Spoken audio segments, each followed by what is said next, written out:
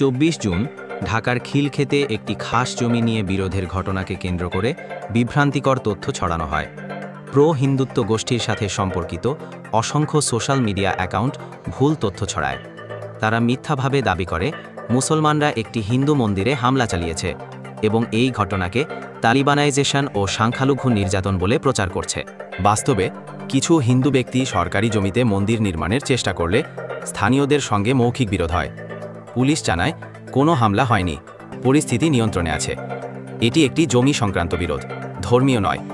উদ্দেশ্যপ্রণোদিতভাবে গুজব ছড়িয়ে দেশজুড়ে সাম্প্রদায়িক উত্তেজনা তৈরির চেষ্টা হচ্ছে।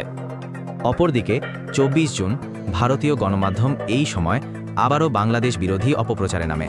তারা দাবি করে ডক্টর ইউনূস সমর্থিত দলগুলো সেনাপ্রধান ওয়াকার উজ্জামানকে সরাতে ষড়যন্ত্র করছে, এমনকি অন্তর্বর্তী সরকার সেনাবাহিনীকে দুর্বল করছে। এই অভিযোগ সম্পূর্ণ ভিত্তিহীন। সেনাবাহিনী ও সরকার স্পষ্টভাবে জানিয়েছে তারা সমন্বিতভাবে কাজ করছে এবং কোনো দ্বন্দ্ব নেই। এর আগে ২৫ মার্চ ও ১১ মার্চও ভারতীয় মিডিয়ার গুজব সেনাবাহিনী জঘন্য সাংবাদিকতা বলে প্রত্যাখ্যান করেছিল।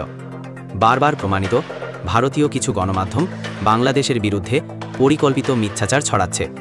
২৫ জুন রিপাবলিক ওয়ার্ল্ড ও ওয়ান ইন্ডিয়া মিথ্যাভাবে দাবি করে যে দুদক নগদের সাবেক এমডি তানভীরে মিশুক ও সাফায়েত আলমের বিরুদ্ধে সব অভিযোগ বাতিল করেছে।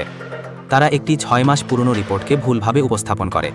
বাস্তবে ৪ জুন ২০২৫-এ দুদক মিশুক সহ ৯ জনের বিরুদ্ধে ৬৪৫ কোটি টাকা আত্মসাৎ ও অর্থ পাচারের অভিযোগে মামলা করেছে। এর আগে ৩ ফেব্রুয়ারি বাংলাদেশ ব্যাংকও ২৪ জনের বিরুদ্ধে পৃথক মামলা করে।